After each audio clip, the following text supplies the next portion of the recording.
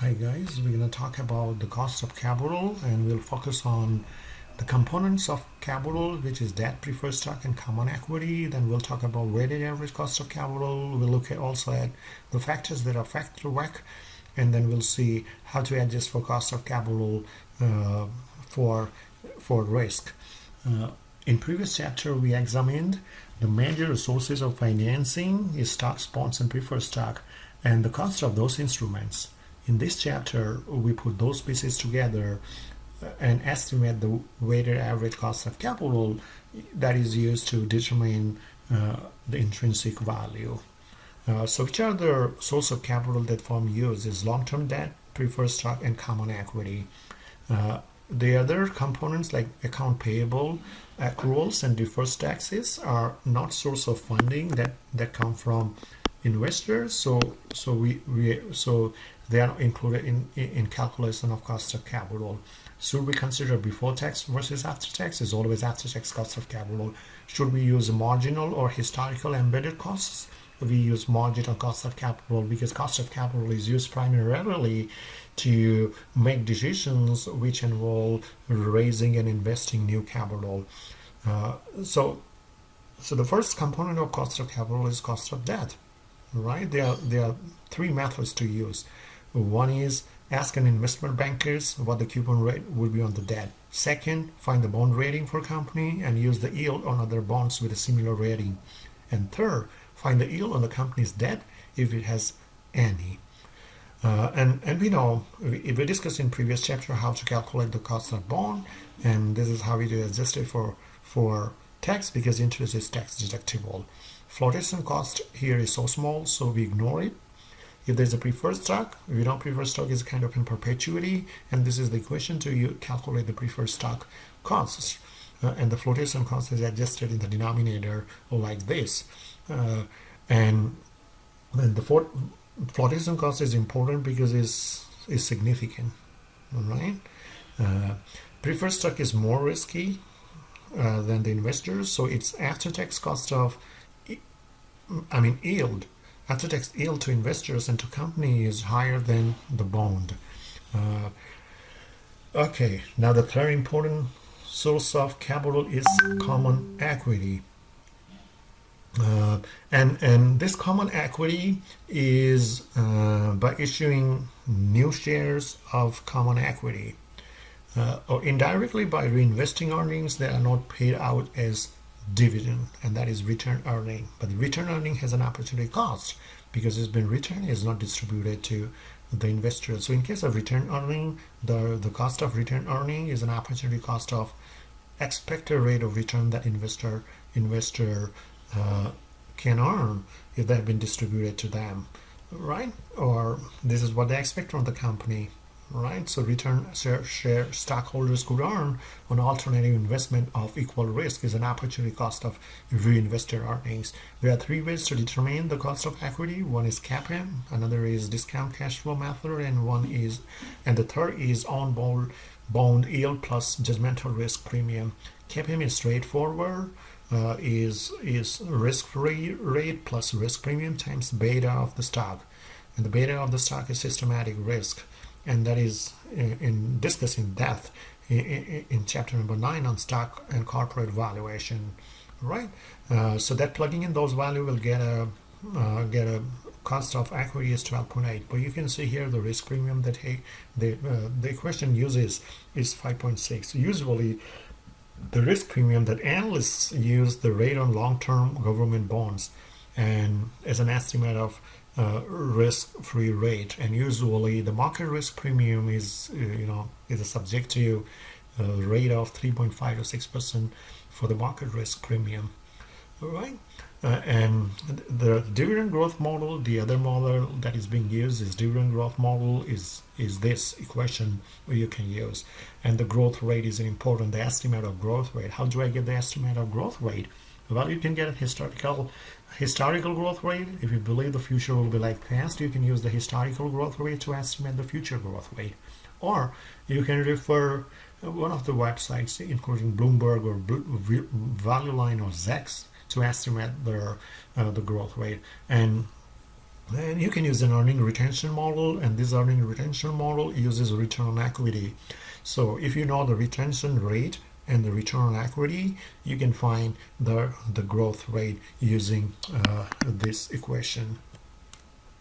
Can we use dividend growth model in non-constant growth rate in dividend? Yes, because usually non-constant growth rate also stabilizes after some years and it settles down to a constant growth rate. So that model can be applicable. And the third method is yield on dividend plus judgmental risk premium, which is judgmental risk premium is always a subjective, and this is kind of an ad hoc procedure, to determine the cost of equity, is adding the after-tax cost of bond plus judgmental risk premium, which usually in the range of 3.5 to 5%. Okay, so with these three approaches, the cost of capital turning out to be, cost of equity is turning out to be 12.8, 12.4, and 13.2. These three estimates differ not significantly, but little bit. So you can take an average and use the average value. So usually, it is possible to apply different models. Given the data, you should apply those, find out the cost of equity with multiple ways and take an average of those values. How do you determine the weighted average cost of capital once you have now cost of equity, cost of bond, and cost of preferred stock?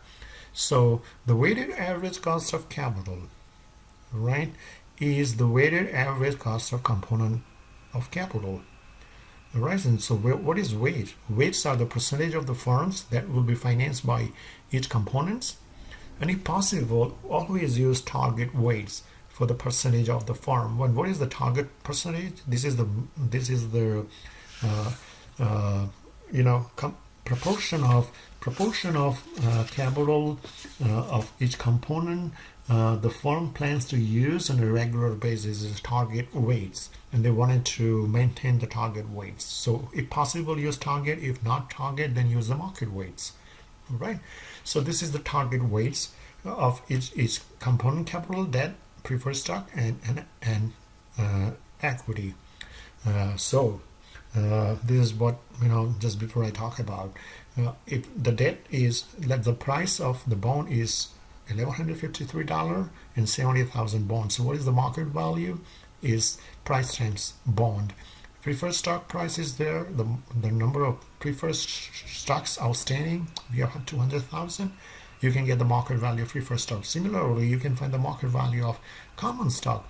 Now we have the market value of debt, preferred stocks, and common stocks. So that is the total value. How you get the weight? How can you find the percentage of each component? Weight in the capital structure is for debt is the total market value of the debt divided by total market value of total value, right? So this is how you get these market value weights of each capital. Once you have this weighted average cost of capital, you can use this equation to determine the weighted average cost of capital. So once you have the proportion, you have the cost of capital, cost of component, cost of equity, bond, or preferred stocks, and then you can use this equation. And remember here, the debt uses the after-tax cost of capital, so as preferred stocks and the equity share. And once you plug in those values in this equation, you get weighted average cost of capital is 10.83. Okay, which are the factors that influence weighted average cost of capital? WACC, they are uncontrollable factor. Market risk premium, like in pandemic, it is riskier to invest. So that increases the weighted average cost of capital. Market conditions, especially interest rate goes up or down. The tax rate, increase in tax rate, you can imagine the bond will fall, but at the same time the equity expectation in case of increase in tax rate affect the cost of equity on a different way than the bond. Controllable factors are capital structure policies, dividend policy, and investment policy. If the capital structure policy is controllable, how much debt you wanted to use. Dividend policy, they somewhat control whether you wanted to distribute dividend now or later or some years, right? Investment policies meant the firms with riskier project generally has higher cost. uh, is the okay, so this is how weighted average cost of capital is determined. Now, if the firms have different division, can we use the same weighted average cost of capital for each of its division? No, because this project with the different composition of capital, so they have different risk, and so the risk of project is cost of capital if project is different or might be different. So you should use that, calculate the cost of capital of the division and use that value, not the firm's overall cost of capital. All right, and so there are ways to adjust the risk for divisional cost of capital. So estimate the cost of capital the division would have if it were a standalone firm. All right, it's a standalone firm, like a standalone firm.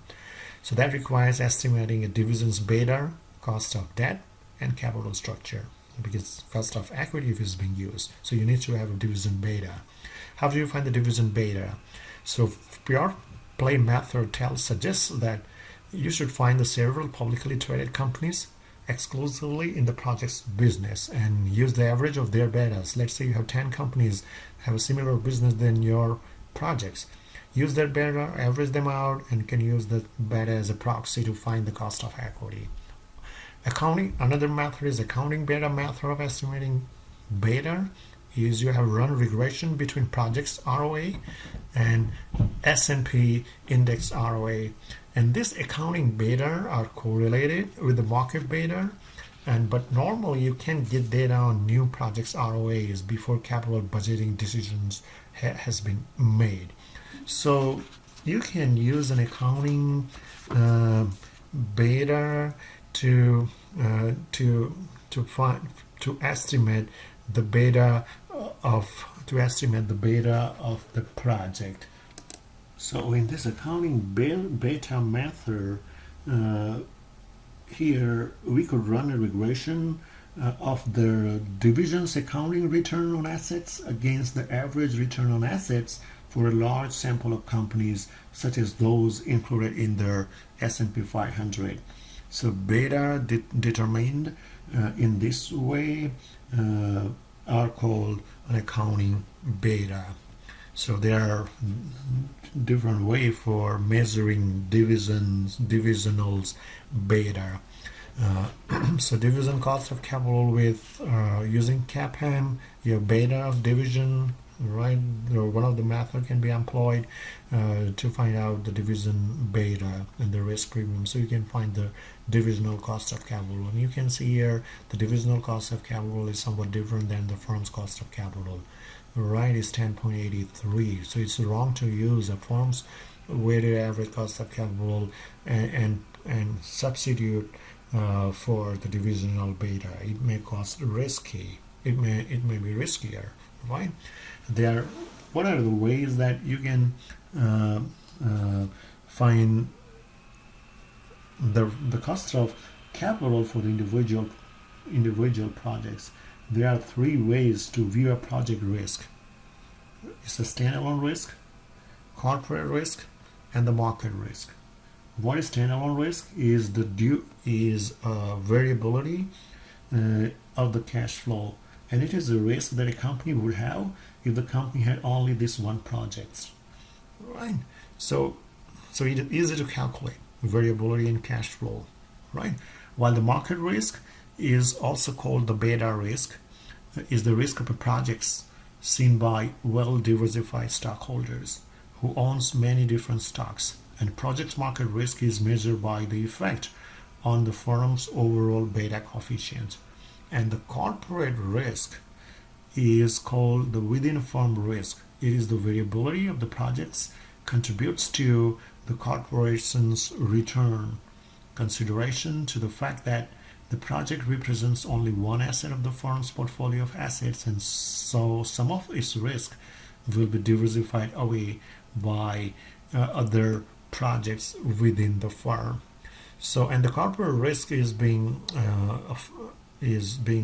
important for creditors, customers, suppliers, and employers, and are more affected by the corporate risk. But these two risks, corporate risk and market risks, are difficult to measure.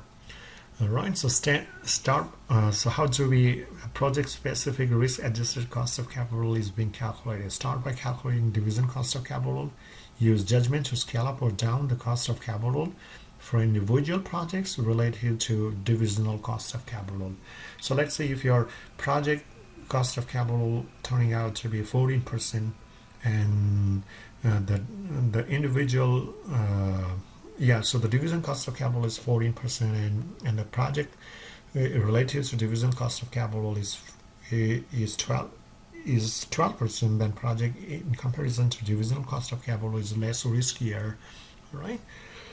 So when a company issues new stock, it is there are certain issues that affect the cost of issuing new common stock, right? Because issuing common stock is not considered. May send negative signals to capital markets, which may depress the stock price because they think that company considers the price is overvalued and they wanted to raise the capital by issuing common stock, and at the same time that also increases the flotation costs, right? So there are 4 mistakes to avoid when it comes to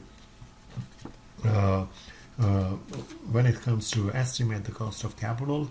Never base the cost of debt on the coupon rate, right? On a firm's existing debt.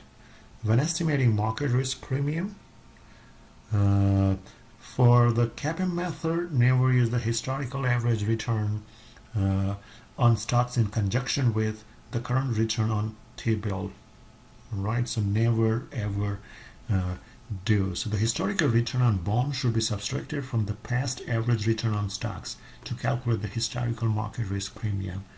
It is appropriate to subtract today's yield on T-bond from an estimate of expected future return on stocks to obtain a forward-looking market risk premium. So there is always market weights, and always remember that capital components are funds that come from investors. If it is not from investors, then it is not a capital component. All right. As I told you earlier, estimating market risk premium, don't subtract the current long-term T-bond rate from the historical average return on common stock. Right. Estimating weights, target capital structure. If not, then use the current market value of equity, and make sure that you are using the component that comes from investors. They are provided by investors. Okay, so that's it about the cost of capital. And you also have an Excel spreadsheet that is downloadable from the book resource web page that explain how can you calculate the cost of debt, bond, also the preferred stock, and also it shows the yield to maturity, how to adjust for the flotation cost, and cost of preferred stocks, cost of equity.